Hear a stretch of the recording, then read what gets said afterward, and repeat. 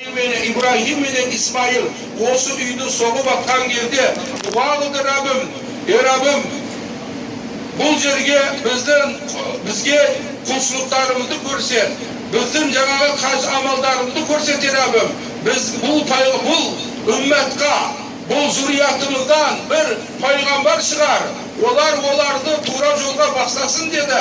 Пайғамбар Мұхаммад алейхиссалам, мен деді, атам Ибрахимнің дұғасы, және де Исаның сүйіншісі, және де Амина адамның не дейді, түсі дейді мұны. Пайғамбар алейхиссалам сондай мұны пайғамбар болып келді, алхамдулилля.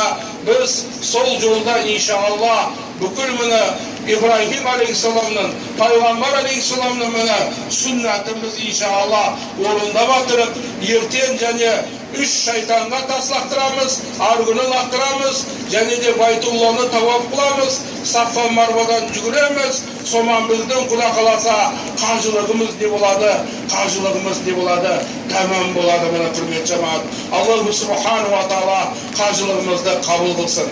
Пайғамбар алейхиссалам бұл дүниеге келді Аллах Тағаланың рахматыменен. Пайғамбарымызға пайғамбарлық келген кезде Макка мүшриктері пайғамбардың шақырған 5 нәрсесі оларға ұнамады әсіресе.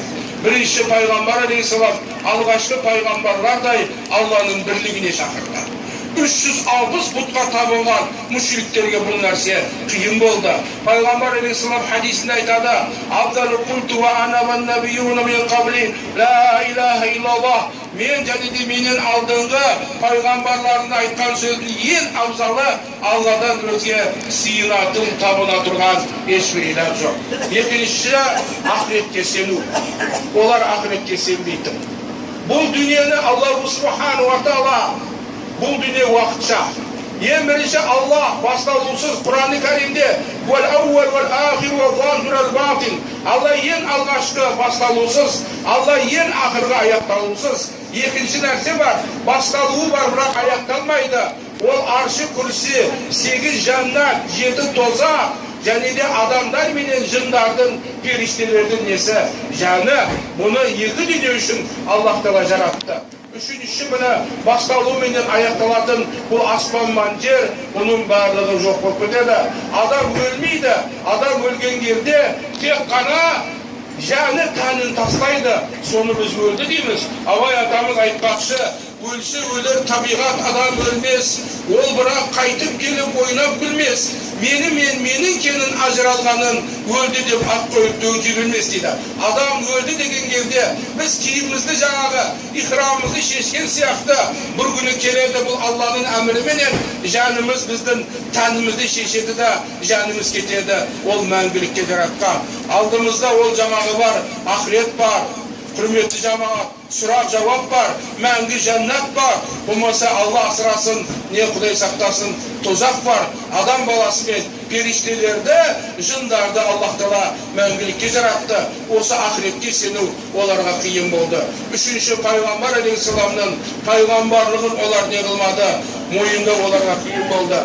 Пайғамбар алейхиссалам ол текті ұрпақ. Пайғамбар алейхиссаламның тектігінде олар сөз айта алмады, бірақ пайғамбар алейхиссалам бай адам емес еді. Пайғамбар алейхиссалам бай адам емес еді.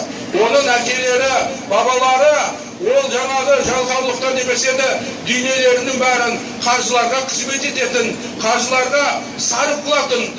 Бұны пайғамбар алейхиссаламның пайғамбарлығы. Үшінші, олар төртінші айтатын, әйелдердің де жаңағы бізде ақысы бар ма?